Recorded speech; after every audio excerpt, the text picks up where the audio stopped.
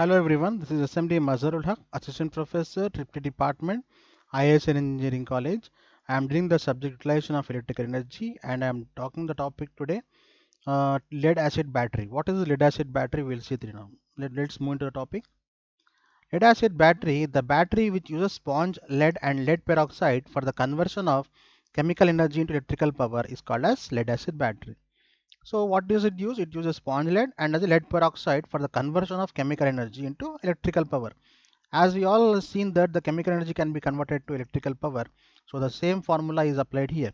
The lead acid battery is most commonly used in power stations and substations because it has higher cell voltage and lower cost. So we will see now the construction. The various parts of lead acid battery are shown. The container and the plates are the main part. Which are the main parts? The container and the plates are the main parts, and the container stores the chemical energy which is converted into electrical energy by the help of the plates. So how many plates are there here? What is a container? We'll see now.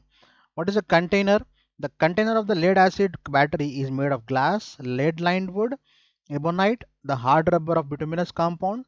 Ceramic materials are molded plastics and are seated at the top of the avoid the discharge of electrolyte. At the bottom of container there are four ribs. One on two of them rests the positive plate and the other support the negative plates.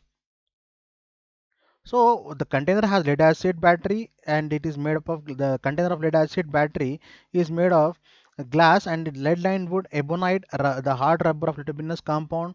The ceramic materials are molded plastics and are seated at the top to avoid the discharge of electrolyte. So at the bottom of container there are four ribs. On two of them rest positive plate and other support the negative plates. The prism serves as the support for the plates and at the same time protect them from short circuit. The material of which the battery containers are made should be resistant to sulfuric acid, should not deform or porous or contain impurities which damage the electrolyte. And what is a plate? The plate of lead acid cell is of diverse design and they all consist of some form of grid which is made of lead and active material. The grid is essential for conducting the electric current and for distributing the current equally on the active material. So what is a plate? The plate of lead acid cell is a diverse design and they all consist of some form of grid which is made up of lead and the active material. The grid is here essential for conducting the electric current and for distributing the current equally on the active material. If the current is not uniformly distributed, then the active material will loosen and fall out. So which is important here, if the current is not uniformly distributed, the active material will loosen and get fall out. So the supplying the current uniformly is also a main task here. So see here the lead acid battery figure, arrangements of plates in a lead acid battery. So these are the plates which are plates at the front and the back side, the black side, black one and the white one. Here the positive is called white, black one, and the negative is called the white one. So these are placed in that fashion. Okay. The grids are made upon an alloy of lead and antimony. These are usually made with transverse rib that crosses the places at right angle or diagonally. The grid for positive and negative plates are of the same design, but the grids for the negative plates are made lighter because they are not essential for the uniform conduction of the current. And the plates of battery are of two types. How many types? The plates of the battery are of two types, and they are the formed plates are plant plates and pasted or far plates. So these names are given to the plates of the lead acid battery, and there are two types, that is of plant plates or formed plates or pasted or far plates. So plant plates are used largely for stationary batteries as they are heavier in weight and more costlier than the pasted plates. But the plates are more durable and less liable to lose active material by rapid charging and discharging. The plant plate has a low capacity weight ratio and therefore they doesn't allow the active material to loosen. The FOR process of plates is much suitable for manufacturing of negative plates rather than the positive plates. The negative active material is quite tough and it undergoes a comparatively low change from discharging and discharging. So this FAR process is better.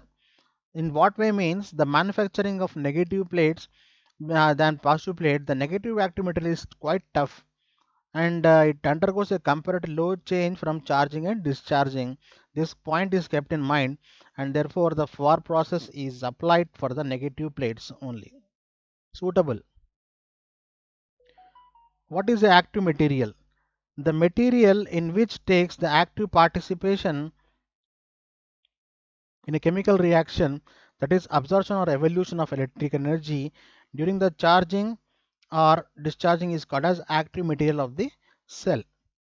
So what is that? The material in a cell which takes active participation in chemical reaction, absorption or evaluation of electric energy during charging or discharging is called as the active material of the cell. And the active elements of the lead acid are lead peroxide, PbO2. Lead oxide, the chemical name is PbO2. The chemical formula is PbO2, the lead oxide, lead peroxide. It forms a positive active material, and the PbO2 are dark chocolate brown in color, and sponge lead, it is forms the negative active material. It is gray in color, and therefore the dilute sulfuric acid H2SO4, it is used as an electrolyte. It contains 31% of the sulfuric acid. So these are the chemicals that are used in the lead acid batteries.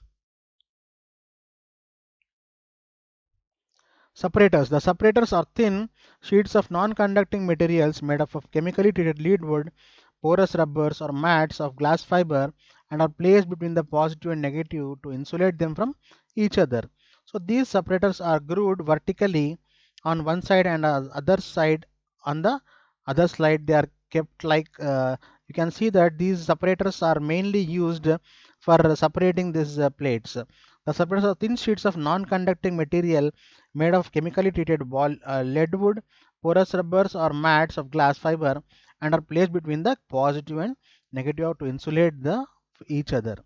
Separators are grooved vertically on one side and are smooth on the other side.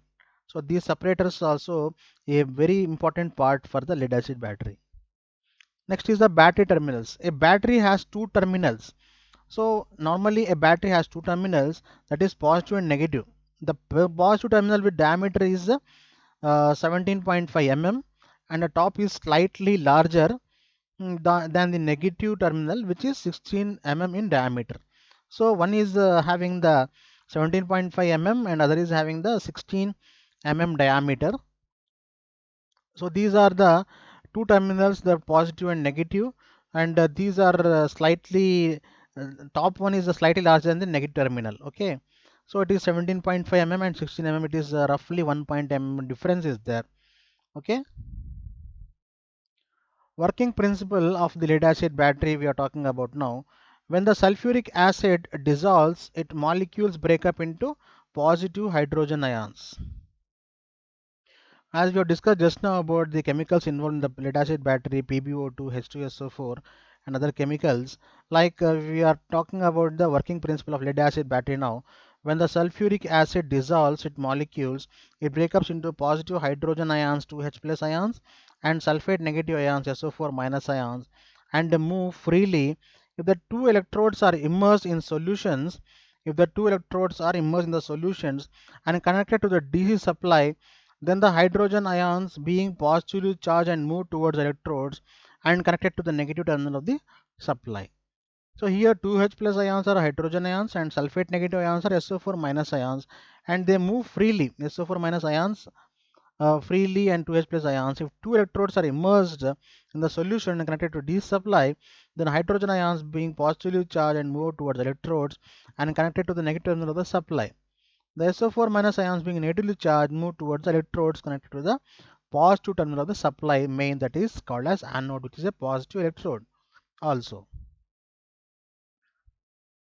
So here is a figure of this lead acid cells. H2SO4 solution is there, and here lead is there, and 2H plus and SO4 minus ions are dissolved. They are separated.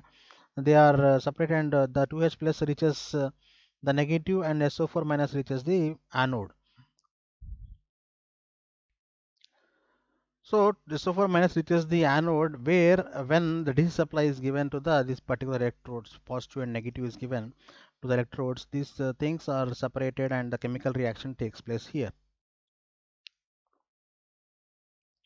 Each hydrogen ion takes one electron from the cathode, and each sulfate ions takes two negative ions from the anode and react with water and form the sulfuric and hydrogen. The oxygen which produced from the above equation react with lead oxide PbO2 and form lead peroxide, that is PbO2. So that lead oxide and forms the lead peroxide PbO2. Thus during charging the lead cathode remain as lead, but lead anode gets converted into lead peroxide. So it is that chocolate in color. Okay. If the DC source of supply is disconnected and if the voltmeter connects between the electrodes, then what happens is it will be showing the potential of it is showing the potential difference between them. And if wire connects the electrodes, it will show the potential difference between them. If wire connect electrode, then current will flow from the positive plate to the negative plate through external circuit, that is cell is capable of supplying the electrical energy here. So here the circuit is making the supply to the cell is capable of supplying the electrical energy. So if DC source of supply is disconnected and if the voltmeter connects between the electrodes, it will show potential difference between them. If wire connects the electrodes, then current will flow from the positive plate to the negative plate through external circuit. That is, the cell is now capable of supplying the electrical energy. Chemical action during discharging. When the cell is full discharge, then the anode is of lead peroxide PbO2 and cathode is of metallic sponge lead Pb. When electrodes are connected through the resistance, the cell discharges and electrons flow in the direction opposite to the during charging. So this happens when chemical action during charge discharging takes place. The cell is full discharge and then anode is of lead peroxide PbO2 and the cathode is a metallic sponge, that is Pb. When the electrodes are connected through a resistance, the cell discharge and electrons flow in a direction opposite to that during the charging. So here reverse direction of the current flows here. So the hydrogen ions move to the anode and by reaching the anodes receive one electron from anode and became hydrogen atom. So already we have seen this here in the solutions that were prepared here. So if you see this H2SO4 and we are having Pb anode and cathode. So coming to the point, the hydrogen ions move to the anode and reaching the anode receive one electron from the anode and become hydrogen atom. The hydrogen atom comes into contact with PbO2. So it attacks and forms lead sulfate PbSO4, whitish in color and water according to the chemical equation. Okay. This is what happens when during discharging this things takes place where they form this lead sulfate also. So the equations are like this: PbSO4 plus 2H, that is 2 hydrogens, is equals to PbO plus H2O. H2O is water, and PbO plus H2SO4 gives PbSO4 plus 2H2O. When we balance these equations, we get PbO2 plus H2SO4 plus 2H is equals to PbSO4 plus 2H2O. These are the equations what we are supposed to say that the lead peroxide and H2SO4 plus 2 hydrogen atoms gives to PbSO4 lead sulfate plus water. So here it is clear that this is lead peroxide, this is H2SO4 plus adding 2 hydrogen atoms gives you the PbSO4, it is the lead sulfate plus water according to the equation. So each sulfate ion SO4 minus moves towards the cathode and reaching there gives up to 2 electrons and therefore it becomes the radical SO4. So what becomes the radical SO4? The each sulfate ion of SO4 minus moves towards the cathode and reaching there gives up to 2 electrons, becomes radical SO4 and attack the metallic lead cathode and form lead sulfate, whitish in color according to the chemical equation. So here also one thing happening, that is this SO4 is radical SO4, that is attacking the metallic lead and becoming metallic this lead sulfate, okay, PbSO4.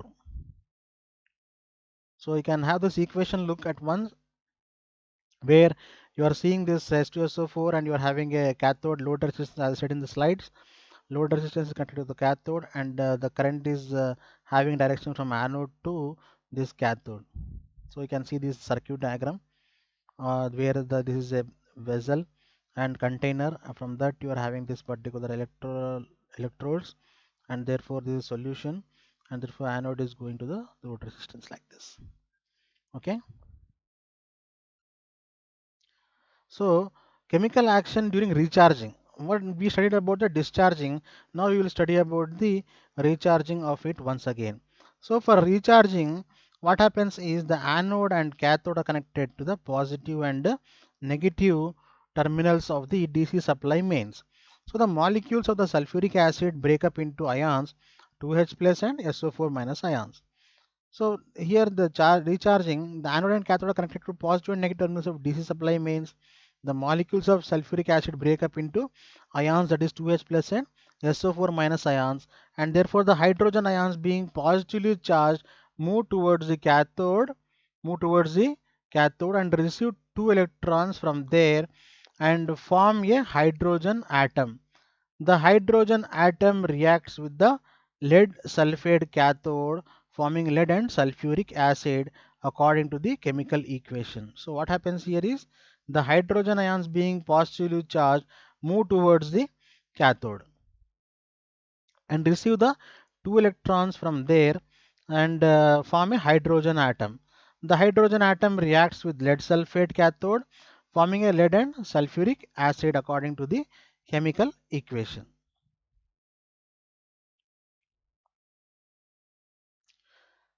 So you can see here these equations PbSO4 and H2SO4 are being shown here. So SO4 minus ions move towards the anode, gives up to two additional electrons, which becomes radical SO4, reacts with lead sulfate anode and form lead peroxide and lead sulfuric acid. According to the chemical equation, lead acid battery, the charging and discharging are represented by single reversible equation. So these equations are given here. The equations should be read downward for discharge and upward for recharge.